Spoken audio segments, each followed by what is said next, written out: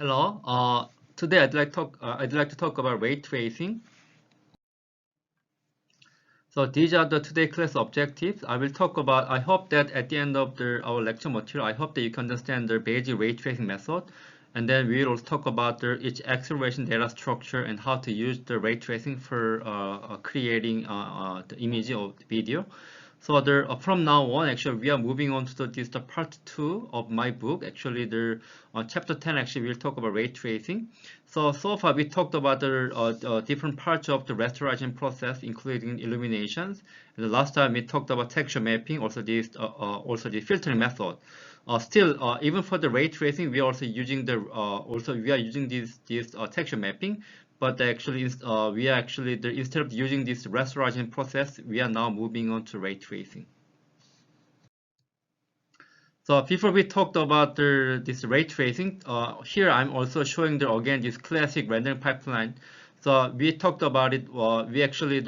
We defined this kind of the scene by actually applying the many kinds of the modeling transformation.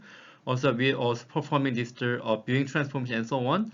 So even for the ray tracing, we also set up the camera, but we don't do the kind of the projection, also the kind of this transformation.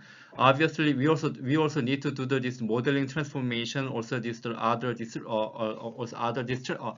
rotation to perform to rotate the model and other ones. But actually, instead of this viewing transformation or the projection, we are using the ray tracing. So we are not following this kind of the typical setup of this rendering pipeline. So instead of using the clipping and projection rasterization, you can treat that we are using the ray tracing.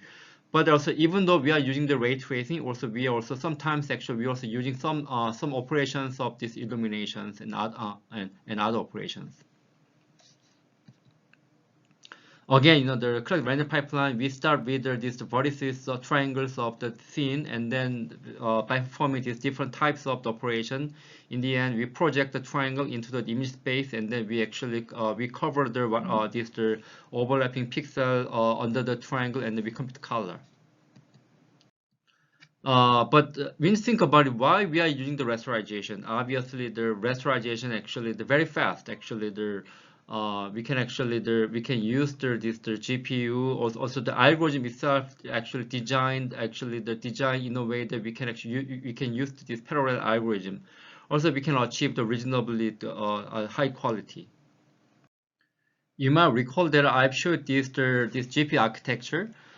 Basically, this is a little bit old GPU architecture, but actually even at this Fermi architecture, we actually has many the CUDA core. Actually, the green box actually actually corresponding to this CUDA core. You can treat the CUDA core it's kind of the simple lightweight the CPU core, and also, I showed actually the recent NVIDIA Hopper architecture actually has almost 18,000 this core. So obviously so you can see that actually the rasterization process actually we can actually perform this rasterization process in a parallel way, and then that's why actually the GPU evolved in a way that to support these many transformations in a parallel way. So that's why that's the main reason why we actually having so many the green boxes, which is actually the parallel the CUDA cores. Here I'm showing the image of some of the game, the Battlefield. But as you can see, even though the rasterization does not simulate the actual physical and actual light and material physical interaction, it actually has been evolved a lot to support the various realistic artifacts. As you can see that there's some of the motion blur and some of the defocus here and there, and you can see the very realistic illuminations. But still, there are lots of the other effects that cannot be supported well by the rasterization. If you look at this actually this is known as cornel box. You can see that there are some scene and light and some box. You can see the spear, and also spear actually looks like a mirror. There are very soft shadow. You can see that there are area light, so they actually basically we have the very soft shadow here. You can even see this kind of the color bleeding here. Basically, this is actually green wall, and we somehow this floor also the kind of this uh, reflecting some of the light energy. That's why also you can see some of this green wall here on the floor. Some people say that it's actually color bleeding, but basically this is kind of the rendering effect that cannot be supported very well by the rasterization. Rasterization actually they're very good for just given this triangle. Rasterization is nothing but project this triangle into the image space and rasterize it. That's it. So basically, if you consider some of the triangle in a direct way, we can actually handle that we can actually rasterize that triangle very well. But if you had a lot of complicated scene, basically this when you are rasterizing this one, this triangle does not have the green color. The main reason why we actually see the green color here is that the light actually photon emitting from light source hitting there, and then the photon reflect from the wall, and it has a green color at that time. And then the photon hitting the floor, then we can see the green color. So it has actually lots of the global operations, and then the restoration pipeline is not designed to support that kind of the complicated interaction. Basically, that's indirect reflection that I will talk about later on. So that's why it's the limiting issue of the rasterization. That's the one of reason why we need to use the ray tracing. So initially the ray tracing starting from the ray casting, and then ray tracing nothing but we just using the ray casting in a recursive way. That's why I use the recursive ray casting here. Its idea actually gained popularity around 1980, long time ago, by the turn of it. Basically, by using the initial setting of the ray casting, the recursive ray casting or ray tracing, we can support this kind of soft shadow. We can also support this kind of transparent rendering. Some of text actually reflects here, and then we can see through this texture through this kind of transparent sphere. Let me briefly talk about some of the main idea of the ray casting and ray tracing. Basically ray. I think that it's better to talk about this one with some illustration that I will talk about later on.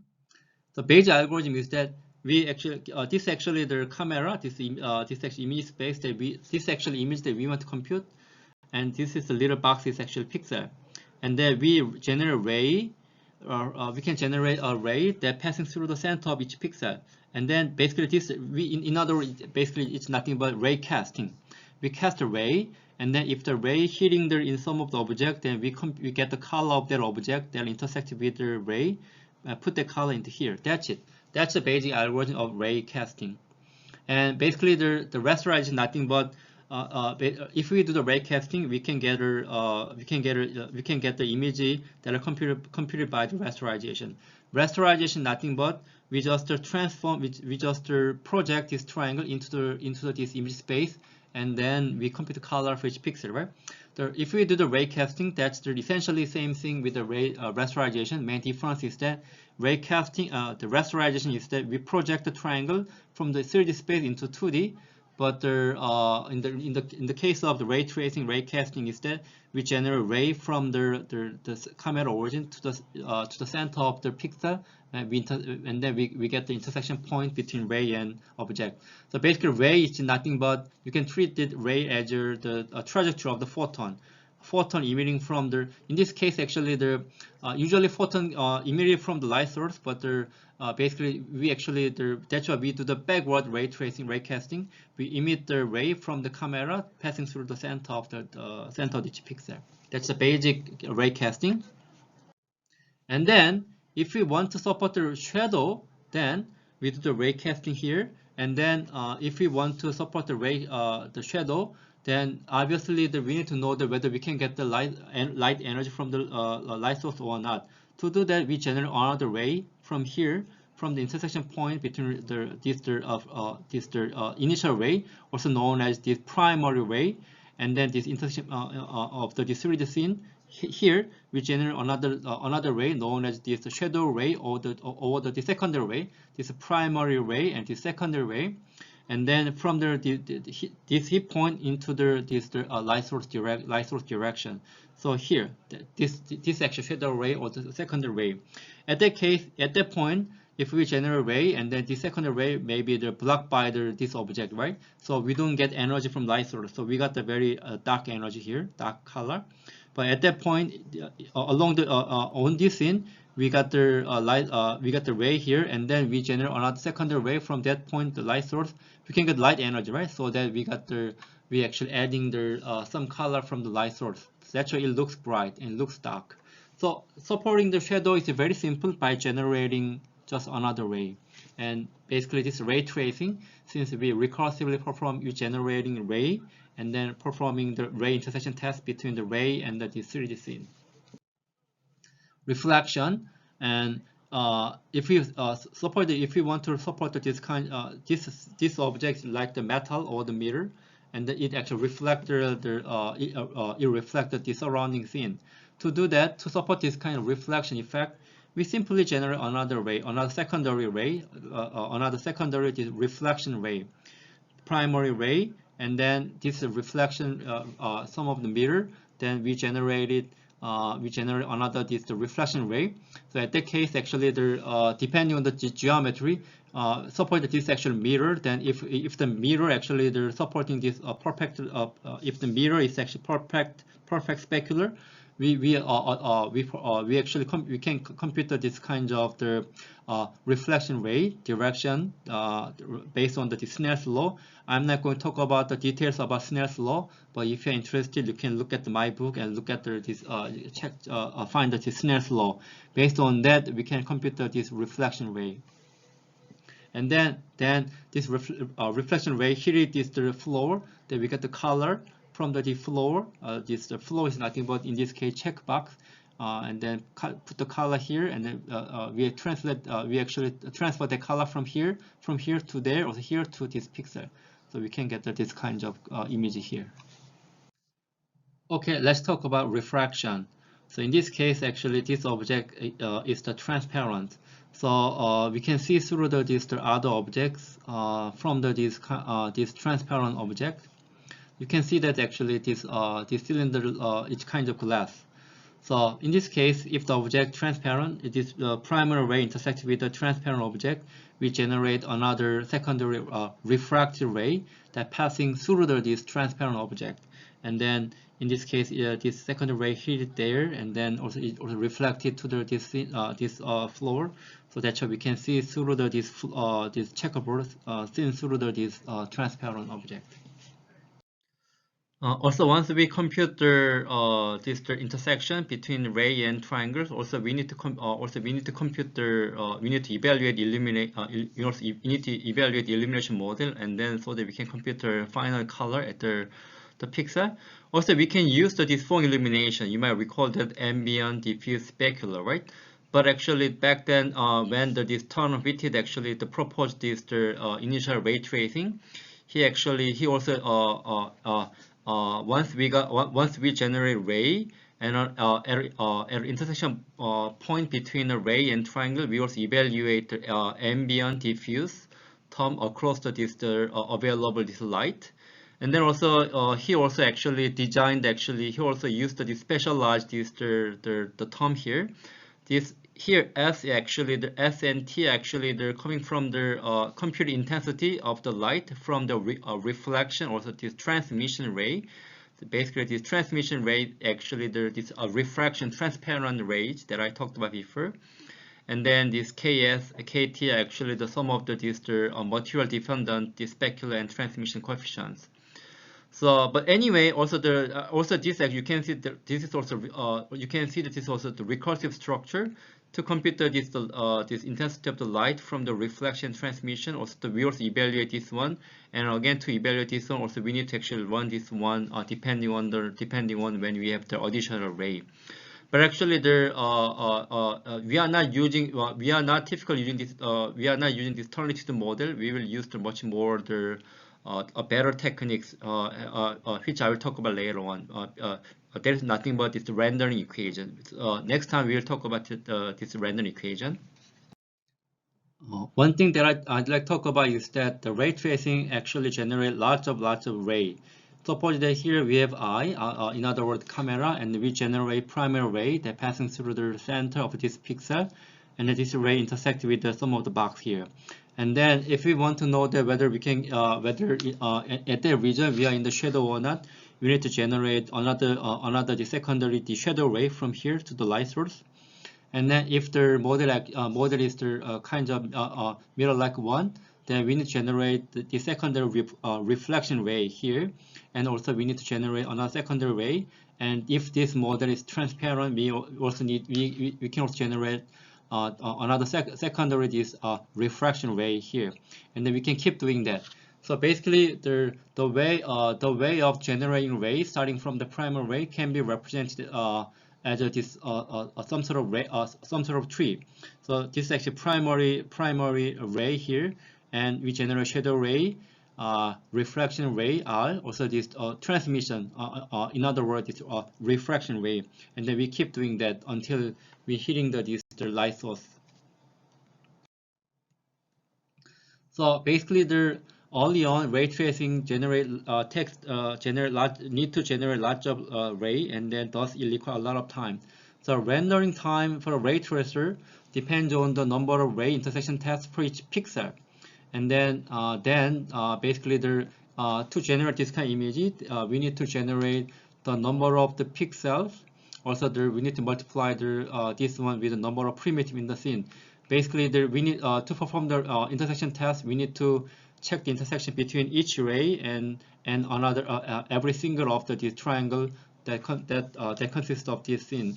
So if we have the more triangle, more pixel, it requires lots of ray, and in each pixel also we need to generate the shadow ray, also the secondary rays. And then so basically all the efforts for the improving ray tracing has been focused on the accelerating ray object intersection test. And there are lots of technique for the accelerated technique for the ray triangle intersection test. We are not going to talk about low-level detail here. If you want to know some of the low-level detail, you can actually refer to my book. But here I'd like to talk about some of the advanced technique to accelerate the ray tracing. So here, one of the very well-known techniques actually the bounding volume hierarchies, or the spatial subdivision technique like the KL3. I'll mainly talk about the bounding volume hierarchies. So bounding volume hierarchy also using the bounding volumes, but actually we only talk about this bounding volume at the case of actually the calling technique, right? But basically, in the same with the same region, also we are using this bounding volume, also the bounding volume hierarchy, for accelerating ray tracing. So in this case, actually, given a ray, we need to actually identify the intersecting the point between this ray and triangle of this model. But obviously, going through all those every little triangle takes so much time. So typically, we are using this kind of enclosing this bounding volume. In this case, actually sphere. Also, we can use the box axis-aligned bounding boxes. So, for example, given this ray, we first check whether there's intersection between ray and this bounding volume. If there's no intersection test, then we can skip we know that actually there's actually no intersection point between the ray and every triangle within this bounding volume. That way, also we can actually we can accelerate ray triangle intersection test, which actually nothing but improving the runtime performance of ray tracing. And again, also with the same way of the traversing bounding volume hierarchy for the actual calling that we talked about before, we can also using the bounding volume hierarchy also for the accelerated ray tracing. Again, the bounding volume hierarchy, BVH organized bounding volume as a tree, and then basically we traverse the main change is that here actually we using this ray. Given this ray, we first check whether the intersection between this ray and the bounding volume of the root node, this one. In this case, we actually had an intersection, so then we need to localize this intersection points. So we actually traverse differ with this children node, and then we keep doing that actually here. So for example, for this one, we actually having intersection point. We actually traverse differ here, and then we actually also had an intersection between the ray and this bounding box, and then we need to traverse every little trunk here. For this one, there's no triangle, no intersection between the ray and this bounding box. So we skip this to traversing further, and then we recursively perform this process. So in summary, classic ray tracing is kind of gathering approach. We actually generate ray, and then we generate a lot of secondary ray, and then we actually gather energy from the light source and reflected the ray, and also the refracted directions. Its concept is very simple. Also, it provides improve the realism over the classical rendering pipeline, the rasterization scheme. But still, it's a very simple light model. As you can see, this general image looks very naive, right? It's simple light model material, also this light propagation. In the end, it's not a complete solution, and then we will talk about more better solution later on. Also, back then, we don't have any accelerated, this special hardware, specially designed hardware for the ray tracing. So we have to use CPU, but the CPU was very slow to process this lots of rays. So early on, ray tracing was proposed early on, but it was not used actively. So basically, we start with the somewhat problem with the classic ray tracing. It's not really not realistic. Also, it's also view dependent. In other words, when you change the view, we have to generate the ray again for this view. And later on, this radiosity concept actually was proposed. It's actually it will support the global illumination, but it assumed this diffuse scene. But it can actually provide a very nice image on assuming the diffuse scene. And then 1986, we actually had the Monte Carlo ray tracing. It's a global illumination for any environment. Actually, this Monte Carlo ray tracing was known as the path tracing. And this technique actually proposed long time ago, studied a lot, and then sometimes actually it also dismissed. But basically, this is kind of method of choice used that are under using in many applications, like for generating realistic movie, even in recent days.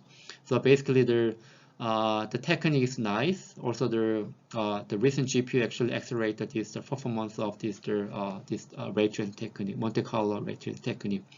The understanding Monte Carlo ray tracing is one of the main topic of the discourse. And also the ray tracing has been studied a lot. And so there are actually many ray tracing engines. Also, I would say ray tracing kernels.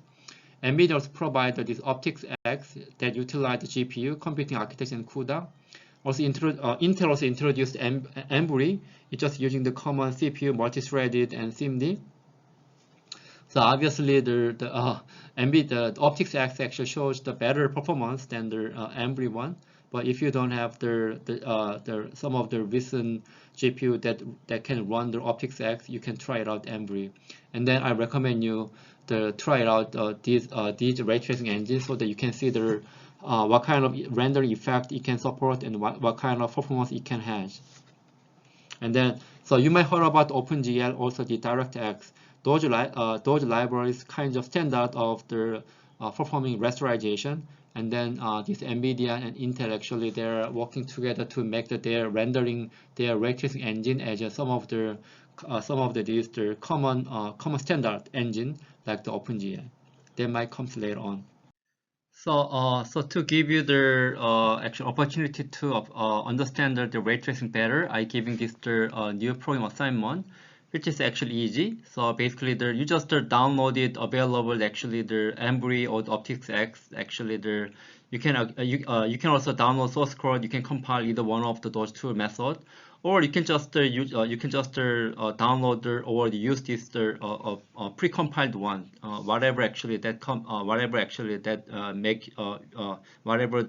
you can just try it out, whatever things that you feel that it's easy, and try out a few things, and then see what kind of effect you can have with the ray tracing. Obviously, by using these ray tracing tools, you can get a much better effect. and try it out a few scenes and then upload those images and that's it. So basically, just look at actually the announcement of this new program assignment, which will be available at the KLMS, and check the deadline and then follow the submission guideline, which will be given by the TA. Again, this one is easy one, but I recommend you start early, so that, since there are always actually the surprise when you try it out, the new tools, also the new things. Okay, so that's it. And then today, by now I hope that you can understand the basic actual process and algorithm of ray tracing. You might recall, you can feel that actually we talked about lots of different parts, transformation, illuminations, and the rasterization to talk about this restoration process. But with the ray tracing, it's very easy, right? I mean, basically the main thing is that to enable the new effect in the ray tracing, you're just generating kind of new types of the ray. That's it. And then, but the ray tracing is very slow since we have to generate a lot of rays. So actually, that's actually we talked about this acceleration data structure, the bounding volume, bounding volume hierarchy, and other ones. But those are also the similar technique that actually we talked about for this calling technique used in the used for the rasterization.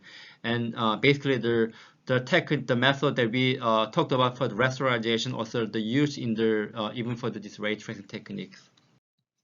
Okay, that's it. General homework. Again, go over the next lecture slide so that you can catch up the high-level idea of our lecture material, and then watch the two SIGGRAPH video, and then submit the summary for the every Monday class. And then if you done this homework yet, please do so. And submit two questions before my lecture actually finished.